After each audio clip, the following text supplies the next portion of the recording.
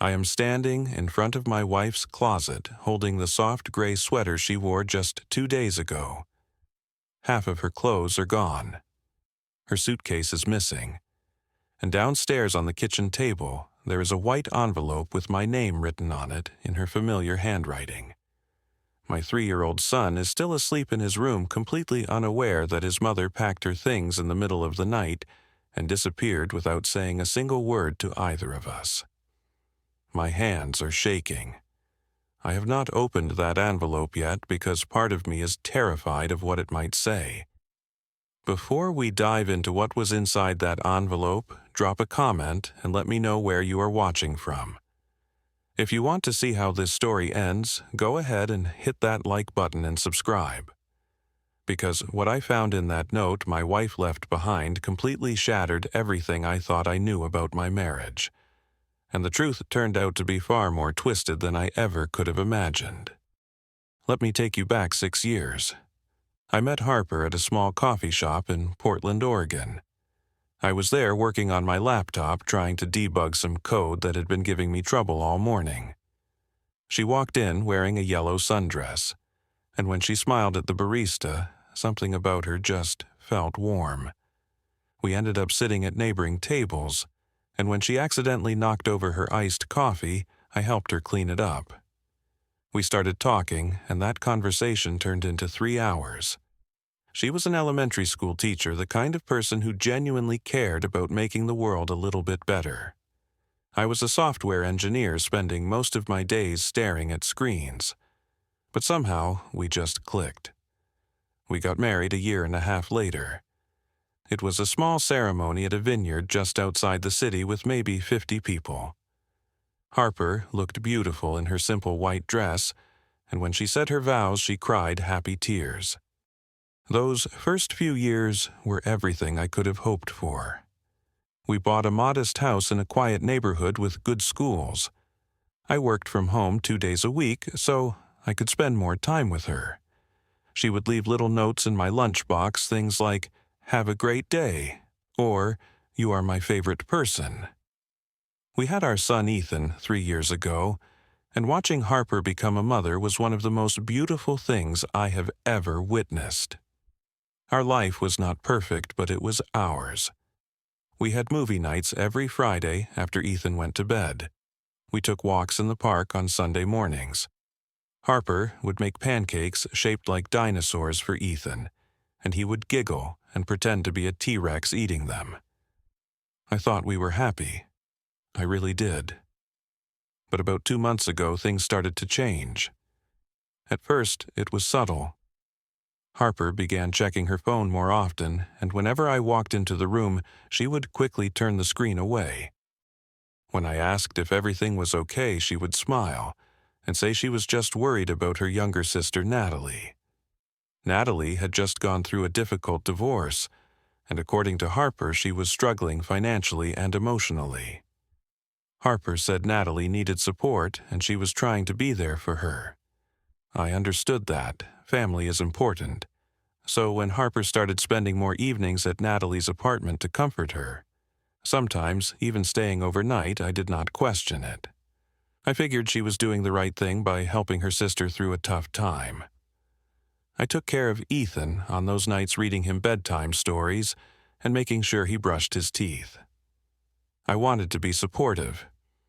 But as the weeks went on, Harper became more distant. She stopped leaving notes in my lunch. She barely made eye contact with me during dinner. When I tried to start a conversation, she would say she was tired and go to bed early. The warmth I had always felt from her seemed to be fading away, and I did not know why. One night, I woke up around 2 a.m. and realized Harper was not in bed. I found her sitting in the bathroom with the door cracked open, crying quietly. I knocked gently and asked if she was okay. She looked up at me with red puffy eyes and said she was just stressed about Natalie. I sat down next to her on the bathroom floor and put my arm around her shoulders. I told her that whatever was going on, we could handle it together. She just nodded and wiped her tears, but she did not say anything else. Looking back now, I realize that was the moment she was probably breaking inside, and I had no idea. I gave her space. I thought that was what she needed. I thought if I just waited patiently, she would open up to me when she was ready. But she never did. Then came that Monday morning. I woke up early because I had an important meeting scheduled with a client at 9. Harper was not in bed, but I assumed she had gotten up early for work. When I went into the bathroom, there was no sign that she had used it that morning. No damp towel, no toothbrush left out. That was when the uneasiness started to creep in. I walked over to her closet and opened it. Half of her clothes were gone. Her favorite dresses, her jeans, her sweaters. The large suitcase we kept on the top shelf was missing. My heart started pounding in my chest. I checked the dresser. Her jewelry box was still there, but several pieces were gone. I went downstairs, my legs feeling weak. On the kitchen table, there was a white envelope with my name written on it. The handwriting was hers, but it looked shaky, like her hand had been trembling when she wrote it. Ethan was still asleep upstairs. The house was silent, except for the sound of my own breathing, which had become fast and shallow. I picked up the envelope and just stared at it, terrified to open it, but knowing I had to. My hands were shaking so badly that I almost tore the envelope as I opened it. Inside was a single sheet of paper folded in half. I unfolded it and began to read. Claude, I cannot stay in this house anymore. I cannot look at you. I cannot pretend everything is okay when you have been lying to me. I know about you and Natalie. I saw the messages. I saw the photos. How could you do this to me? To Ethan, I need time to think. Do not try to find me. Harper. I read the words 3 times, 4 times, trying to make sense of them.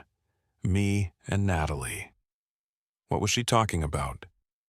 There was nothing between me and Natalie. I barely even saw Natalie except at family gatherings. Messages. Photos.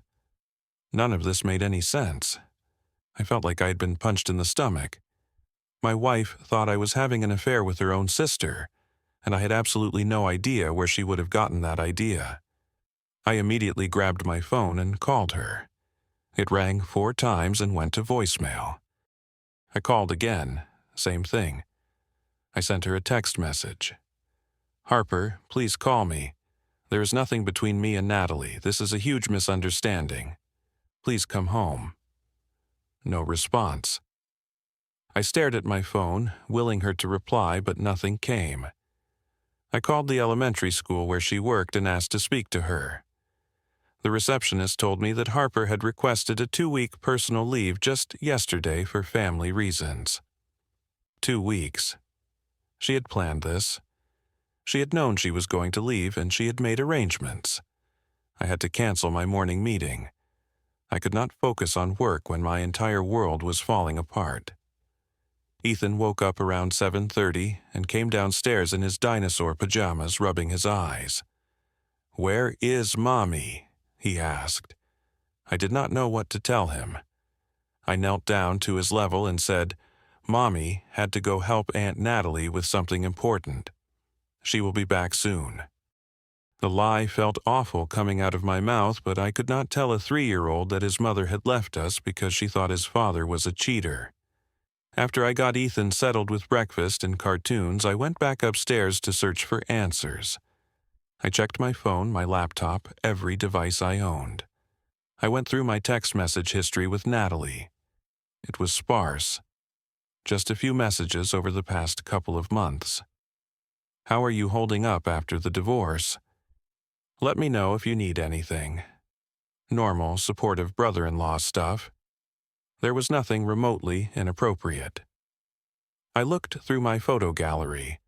There were no photos of me and Natalie together except for a few from family events where we were in group shots with everyone else. Nothing that could be misconstrued as romantic or secretive. So, where had Harper seen these supposed messages and photos? Had someone fabricated them, but who would do that and why? Then I remembered something. A few weeks ago, Harper had asked me if I had been going over to Natalie's apartment to help her with anything. I told her no, I had been too busy with work. She'd given me a strange look like she did not believe me, but she did not press the issue. At the time, I thought she was just stressed. Now, I realized she had been testing me, trying to see if I would admit to something. I needed answers, and there was only one person who might have them. I called my neighbor, Mrs. Patterson, and asked if she could watch Ethan for a couple of hours. She agreed. I got Ethan dressed, dropped him off next door, and then drove across town to Natalie's apartment. When I knocked on her door, it took her a while to answer. When she finally opened it, she looked surprised to see me, but there was something else in her expression too. Something like guilt. She was wearing sweatpants and an old t-shirt, and her hair was pulled back in a messy ponytail. "Claude," she said, her voice uncertain. "What are you doing here? We need to talk," I said. "Can I come in?" She hesitated, then stepped aside to let me in. Her apartment was small and cluttered. There were moving boxes stacked in one corner, half unpacked. I turned to face her. Harper left me. I said, my voice harder than I intended. "She thinks I am having an affair with you." She said she saw messages and photos. "Do you know anything about this?" Natalie's face went pale. She looked away from me, wringing her hands together. "I do not know what you are talking about," she said, but her voice wavered. "Natalie," I said, stepping closer. "Please, Harper is gone. She took her things and left. She thinks I betrayed her. If you know anything at all, you need to tell me right now." She was silent for a long moment, staring at the floor. Then her eyes filled with tears, and she covered her face with her hands. "I am so sorry," she whispered. "I am so sorry. I never thought it would go this far." My blood ran cold. "What did you do?" She sank down onto her couch, sobbing. "I sent those messages to Harper. I made them up. I used Photoshop to create fake text conversations between you and me. I took photos of you from family gatherings and edited them to make it look like we were together alone. I sent them to Harper anonymously at first, but then I pretended to accidentally show her some of them on my phone, like I did not realize she was looking." I could not breathe. I could not process what I was hearing. "Why?" I managed to say. "Why would you do that?" Natalie looked up at me, tears streaming down her face. "Because I was jealous," she said, her voice breaking. "Harper has everything. A loving husband, a beautiful son, a stable life. My marriage fell apart. My ex-husband cheated on me and left me with nothing. I was angry and bitter, and I wanted Harper to feel even a fraction of the pain I was feeling. I wanted to ruin her happiness because I did not have any of my own. I know it was wrong. I know it was horrible. But I was not thinking straight. I just wanted someone else to hurt the way I was hurting." I stood there frozen. My sister-in-law, someone Harper had been trying to help and support, had deliberately destroyed our marriage out of jealousy. She had fabricated evidence of an affair that never happened. She had manipulated Harper into believing that I had betrayed her with her own sister. The cruelty of it was staggering. Harper is out there somewhere alone, thinking that the person she trusted most in the world cheated on her. I said, my voice shaking with anger. "She is devastated, and it is all because of you." "I know," Natalie sobbed. "I tried to call her. I tried to tell her the truth, but she would not answer my calls. I was too much of a coward to come forward before now. I wanted to scream at her. I wanted to tell her how much damage she had caused, how she had almost destroyed a family. But I did not have time for that. I needed to find Harper. I needed to show her the truth. "You are going to write down everything you just told me," I said. "And you are going to record a video confession. Right now." Natalie nodded, wiping her eyes. Over the next hour, she wrote out a detailed confession admitting to everything. Then I recorded her on my phone, as she explained what she had done, how she had created the fake messages and photos and why. She cried through the whole thing, but I did not feel an ounce of sympathy for her. When I left her apartment, I had the evidence I needed to prove my innocence. But I still had to find Harper, and I had no idea where she was. I sat in my car outside Natalie's apartment, my mind racing. Where would Harper go? I called her parents in San Diego, but the call went straight to voicemail. I tried her best friend Jessica, but she said she had not heard from Harper in a few days. Then it hit me. About a year ago, Harper and I had driven up to a family cabin in the Cascade Mountains for a weekend getaway. It belonged to her parents, a small secluded place surrounded by pine trees and quiet. Harper had told me then that whenever she needed to clear her head, she would come to this cabin. It was her safe place. It was a long shot, but it was the only lead I had. I called Mrs. Patterson and asked if she could keep Ethan overnight if needed. She said, yes, bless her heart. Then I started driving. The cabin was about 3 hours away, deep in the mountains. I drove through the afternoon and into the evening, my hands gripping the steering wheel tightly. My mind kept replaying everything Natalie had said. How could someone be so cruel? How could she look Harper in the eye, knowing she had fabricated lies that were tearing her sister's life apart? By the time I reached the turnoff for the cabin, it was almost 9 o'clock at night. The dirt road was dark and narrow, lined with tall trees that blocked out most of the moonlight. My headlights cut through the darkness as I slowly made my way up the winding path. And then I saw it. A dim light glowing through the cabin windows. My heart leapt. She was here. I parked the car and got out, my legs stiff from the long drive. I walked up to the front door and knocked, my heart pounding so hard I thought it might burst out of my chest. After a moment, the door opened. Harper stood there, and the sight of her broke my heart all over again. Her face was pale and drawn. Her eyes were red and swollen from crying. She was wearing an old sweatshirt and jeans, and her hair was pulled back in a loose ponytail. When she saw me, her expression shifted from surprise to anger. I told you not to come, she said, her voice hoarse. Harper, please, I said. Just give me 5 minutes, let me show you something.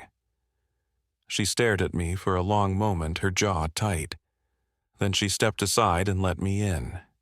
The cabin was small and cozy, with a stone fireplace and wooden furniture.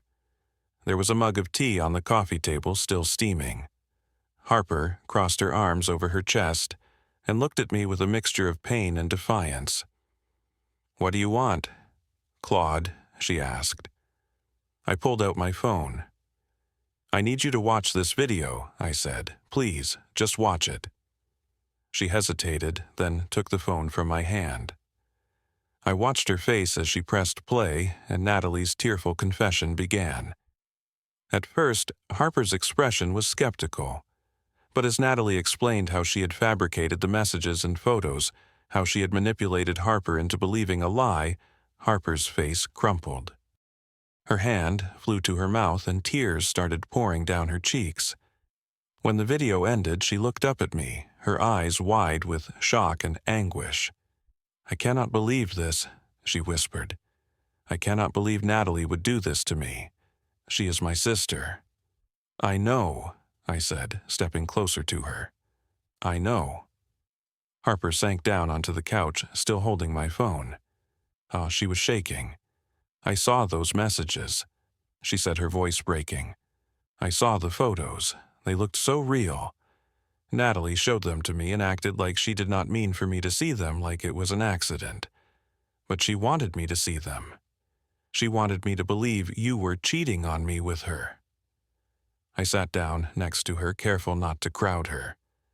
Harper, I swear to you, there was never anything between me and Natalie. I would never do that to you. You and Ethan are my whole world."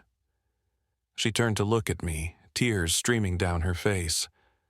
"I wanted to believe you," she said. "But the evidence seemed so clear. I felt like my entire life was a lie. I did not know what to believe anymore. So I ran. I thought if I could just get away and think maybe I could figure out what to do. But I've been sitting here for 2 days, and all I can think about is how much this hurts." I reached out and gently took her hand. "I am so sorry you went through this," I said. "I am sorry I did not notice how much pain you were in. I should have pushed harder to talk to you. I should have made you feel safe enough to come to me with your doubts." Harper squeezed my hand and leaned into me, sobbing. I wrapped my arms around her and held her tight, feeling her body shake with the force of her crying. We sat there like that for a long time in that quiet cabin as she let out all the pain and betrayal she had been carrying. Eventually, her sobs subsided and she pulled back to look at me. "What do we do now?" she asked. "We go home," I said. "We face this together. We set boundaries with Natalie. We get help if we need it, but we do it together." Harper nodded slowly. "I want to go home," she said. "I miss Ethan. I miss our life." "He misses you too," I said. "He asked for you this morning." Fresh tears welled up in her eyes. "I am a terrible mother for leaving him." "No," I said firmly.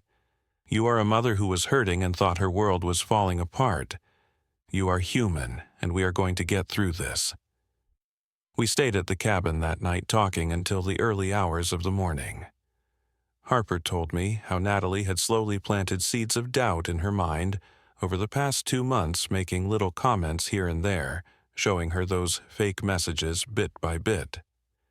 Natalie had been so calculating, so deliberate in her cruelty.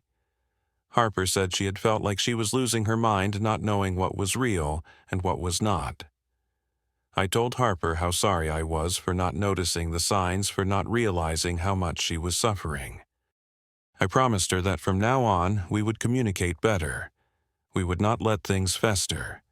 We would fight for our marriage no matter what. As the sun started to rise, we packed up Harper's things and drove home together.